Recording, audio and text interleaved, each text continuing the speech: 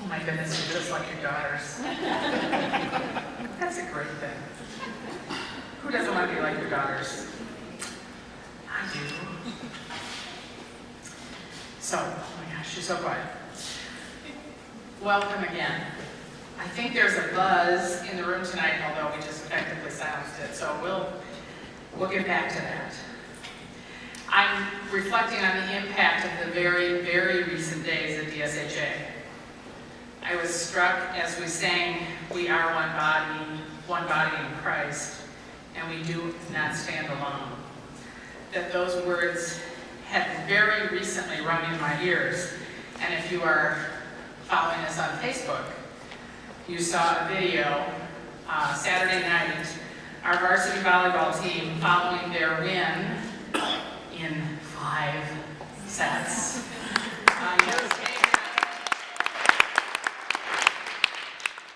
Following their win in Green Bay and their initial hoist of their state championship trophy, came directly over to the student section and led the girls in a joyful rendition of that hymn, the unofficial DSHA anthem. I have to imagine that that is an extraordinarily unusual experience at the WIAA. And then just yesterday, Michael and I were at the Sunday matinee performance of Into the Woods, which is an incredible triumph of a production, so if you haven't seen it, consider it for next weekend. But the emotional high point for me was certainly Kathleen Capriva, who was our cantor tonight, and Lily Pickhart's duet of "No One Is Alone."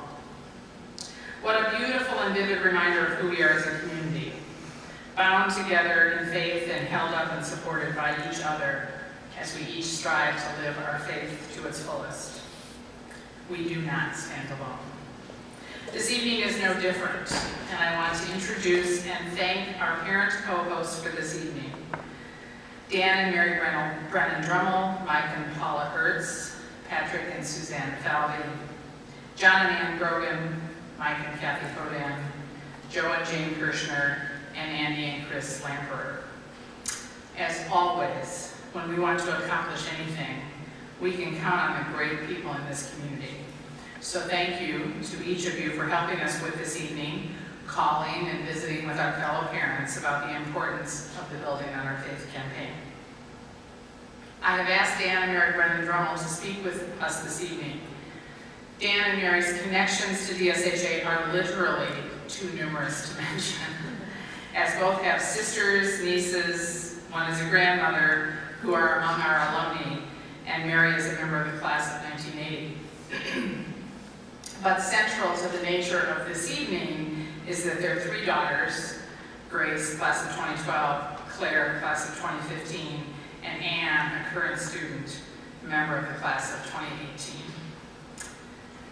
Their Dan and Mary's timely and generous second leadership commitment to the Building on Our Faith campaign just last winter allowed us to proceed with the much-needed and so successful renovation of the Dan and Mary Brennan Drummel Student Services and College Center. Given how things have played out, this is actually my first chance to thank in public to a group of any size to thank you for your commitment, and I want to thank you for that.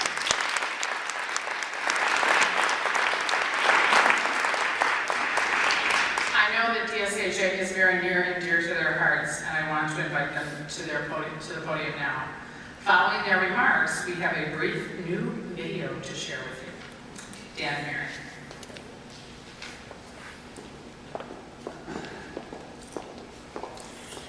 Well, thank you, Alan. I put a couple of notes together now. You had called me, and we were talking a week ago or so about this evening, and you had said I'd be introducing you, so I'm kind of doing this all backwards now. I didn't know that any of that was going to come about, and so I appreciate it and appreciate the compliments. The other thing we talked about is you said, you're going to do an introduction and tell us a little bit about your experience with your kids, your daughters here at the school, and you don't have to do the ask. It's not that you can do it. I'll probably break that a little bit and do some of the ask anyways, just for the heck of it. So it's been a great experience, and we are long in history. I have brothers, I have sisters that have gone here, and nieces that have gone here. Mary's father is still the top cop with 7 sisters that graduated from PS, so it is a long history. It's been a wonderful experience for our 3 girls that have been here and continue here. You know, we have, as you said, our oldest daughter, Grace, is out at DU out in Denver, and accomplished that with a scholarship, and out there. And our middle one, Claire, is at Marquette University, and was a benefit of a small scholarship to be there. But and our daughter Annie is here now. But I'll tell you, all those things I know with our children would not have happened without this school, and they would not be at the place that they are right now in their lives. And they tell us that, and they know that, which is so important. And it says so much about the people that are here. It really does. I mean, now you look around at this place. I mean, we have an amazing place down here that we're working from. But you can have a place, but if you don't have the people and the right people in the place that are really making it happen, it doesn't mean as much. And what DSHA has here is truly a fantastic group of people that are compassionate and caring and focused on what they're doing for these girls, and it is really getting them to a special place. It really is. So it's amazing that we have this facility now, and you plug all that in with a new gym, with the training facility that we have, with the new classrooms that we have, with the art and dance area, with the student services, the student center, and then on top of all of that, you put that beautiful chapel up there, where we just got to experience that moment. That was a pretty special moment with those girls. And to be able to have them, be able to pray now in this facility, and have a special place to go, that really means a lot. And it means a lot to the girls, and it means a lot, and I know it because I talked to our Annie about it. And she just tells me I should go by there, and people are just in there praying and hanging out, and you know, that's a really cool thing. So you have all done just a great job with that. And there's more work to do. You know, we've got this great facility, and we've got this great staff and group that are pulling it all together every year. But as you all know, the tuition alone doesn't do it. I mean, that's pretty much a given. When you look at any one of these schools these days, it can't be done with tuition alone.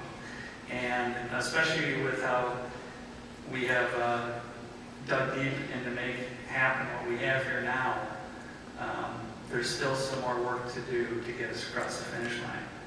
So, and it's about digging deep. It is about hurting a little bit. It is about doing some things and really pushing the envelope to say, this is going to be an important thing that is going to go on for a long, long time. And other girls besides your girls, you know, we have in common right now that most of you all have students here. And there'll be a point in time you won't, but hopefully you'll leave a mark for not only your girls, but for the next group of girls that are coming, because it's very important to keep institutions like this that are so supreme and doing such a fantastic job that we keep them going year after year after year. So that, I think, is probably a little bit of my ask, I'll say. But we're all fortunately benefiting from this, and the girls that are here now are truly going to just have a great experience. My older daughters jab my younger daughter a little bit because they know that she really got the best part of it, because it's really a different school. They come back to college, and they come back to visit, and they're coming home, oh my gosh, I don't believe that place you're in now. That's something. So maybe I could just finish off. We raise a glass to the fantastic group of leaders that are here, that are making it all happen, and they have done an outstanding job filling these rooms with the compassion and care to make all these girls a success. So here's to all the staff and everybody here. Thank you. I just want to say for myself, so yes, my 6 sisters and I all went here. My dad sent us here, which has been a big blessing, and phenomenal times. Also great relationships with so many families, because we all pretty much fell right in line with each other. The two things happened this week, which I thought to myself, wow, is one, I have two girls, one's in Denver, one's down at Marquette, and both say, Mom, I have to get more involved. Where's the service I can do in the city? And I think that comes from DSHA, that it's not as much as Danny and I try our hardest, but those girls definitely got it from here, which is awesome. And then Annie just got her driver's license on Friday, which is huge. Didn't see her till Sunday. Morning to all of you. It's a green car in No, case I you see didn't see her. She had sports practice tonight, and in the car pulled her like, we'll just go work out until you're done. An hour and a half, and that never used to happen before. They would all be calling their mom saying, can you come get us? We don't want to hang out here. Now, it becomes a natural part of the day. So I was like, wow. So, good job. Thank you.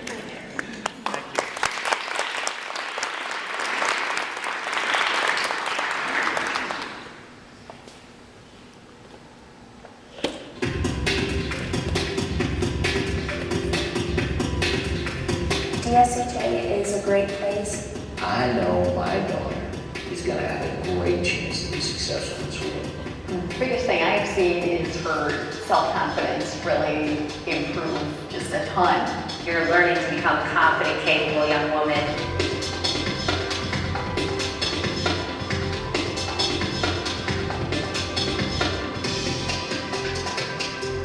You are just inspired by your peers every single day. They push me to be my best. I think we all feed off of each other. I get to school and everyone's so encouraging. We all help each other out. I'm already becoming a stronger leader, communicator, critical thinker, and believer, which are the four qualities of a DSHA graduate. It's cool to be smart here, you know, that the smart girls are the leaders are cool. It's just great. Enseñe mucho este año. Yes. All the teachers are amazing people. They really want you to succeed and be ready for college and the next step forward. And the classroom is where it all starts. The passion, the integrity, the authenticity of the teacher to build that relationship.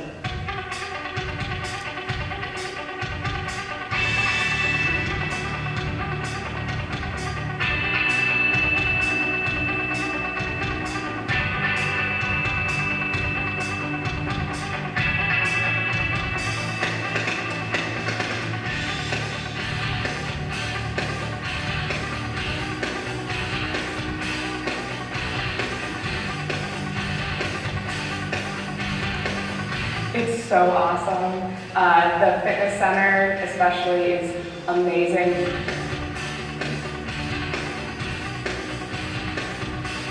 I couldn't imagine this. It's beautiful. It's just beautiful. And what people say is that this is like a college campus, and you couldn't agree more. How it feels. You know, I mean, the gym is amazing. The extra classrooms with the music rooms were really needed. We have a new chapel that we can utilize. It's very nice. We have seen an amazing trajectory of increased emphasis on living one's faith. And it is so appropriate now to be able to have the chapel in the heart of the school and to have that focus so accessible for the girls. We understand that an education and building your faith is not solely related to the physical plant or the physical surroundings, but certainly that makes a difference.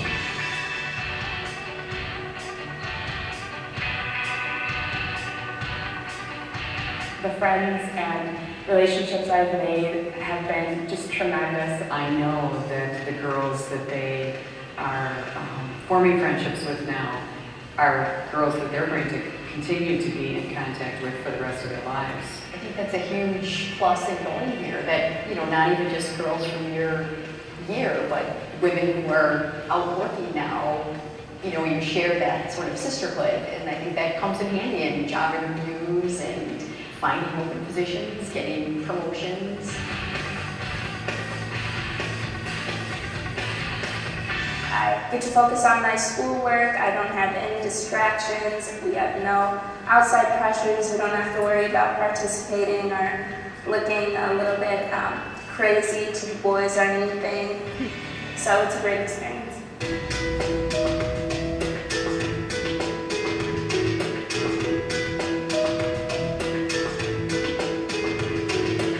Words can't explain how grateful I am. It was very easy for us to decide to become involved.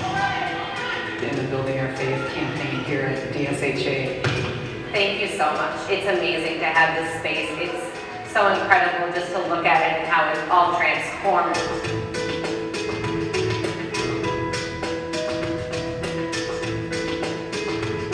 Your contribution will go towards the future women leaders in our society in all walks of life. When a young woman graduates from DSHA, the faith, heart, intellect piece, a benefactor can rest assured that these three pieces are in play.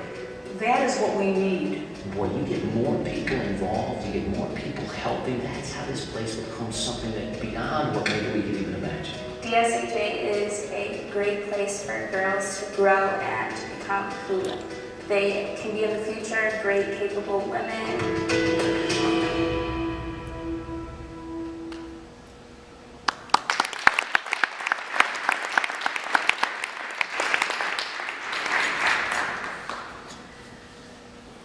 That was fun.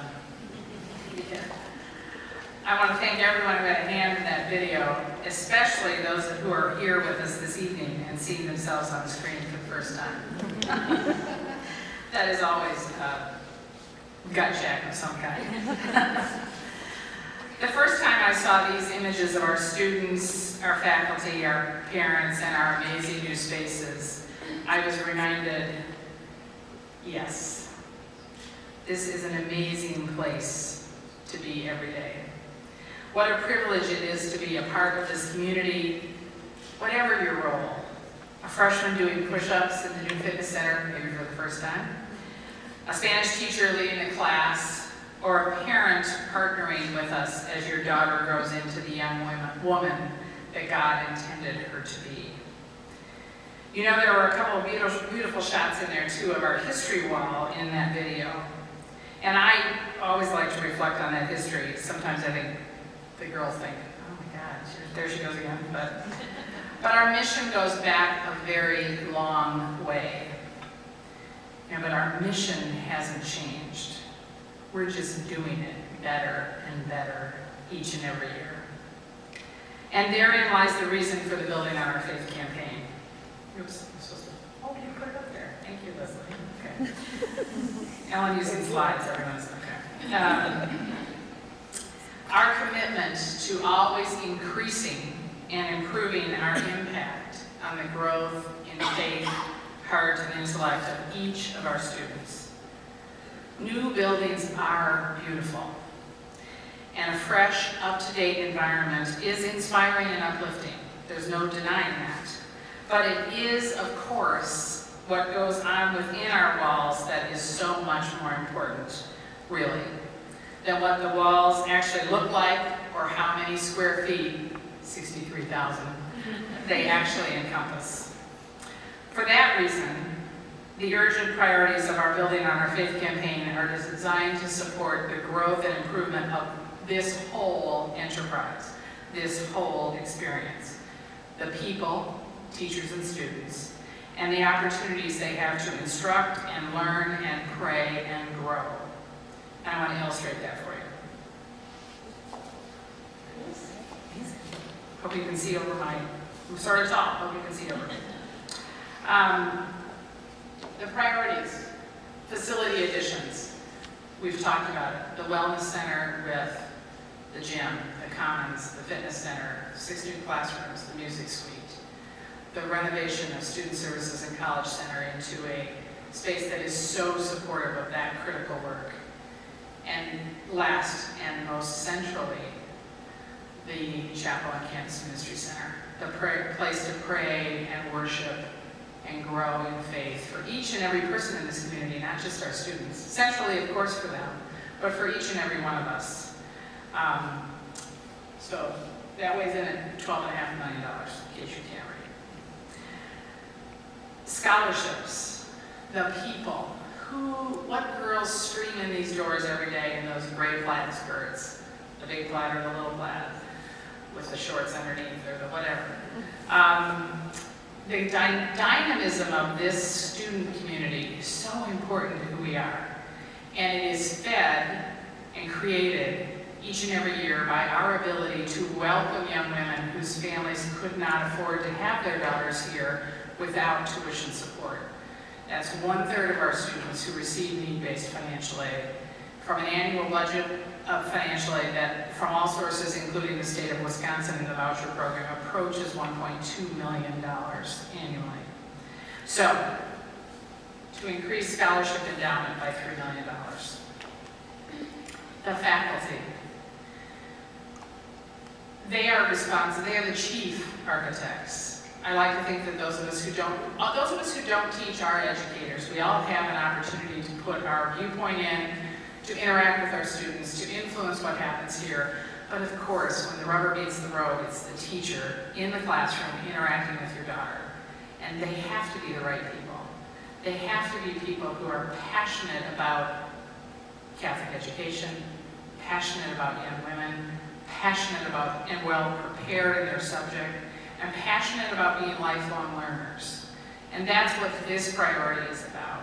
It's to create an endowment for faculty professional development.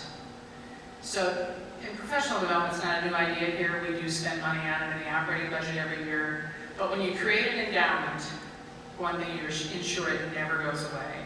If times get tough, there's always that endowment that can always send that junior faculty member off for some enrichment that he or she needs, or that veteran faculty member who wants to continue to retool, to offer something new, to rethink something they've been doing for a long time.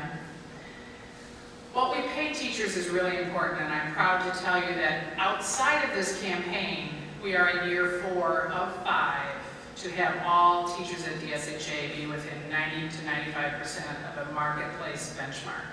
So we are paying people increasingly, competitively, and justly, and that's really important. But we also need to continue to feed the furnace that makes them the amazing educators they are, and that's what that $500,000 endowment goal for faculty professional development is. And let me just tell you about endowment, in case it's a new concept. I'm sure it isn't for many of you, but it's not. I want to give you a real graphic illustration, even if you know, I know what endowment is. 18 years ago, when I came to DSHA, our endowment stood at just under $1 million. I'm proud to tell you that it's now over $10 million. Okay, what's the impact of that?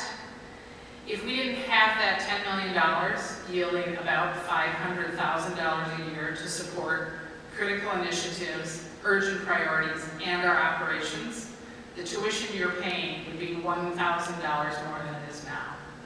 And I think most of you probably think it's high enough. So we build for the future by conserving costs today and increasing our endowment, and that's what that middle part is about too. And then of course there's the annual fund, our first order of business each and every year. This year, $834,000 is going to take us to balance the operating budget. So now let me show you how far we've come. And by the way, the total is $19.5 million in case any of you can't see it. Okay, you see lots of red lines now with just a little white. That's not yet raised, that's empty.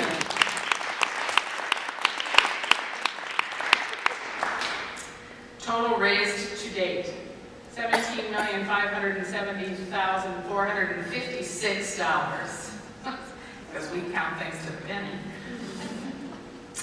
So how has this happened and who has made it happen?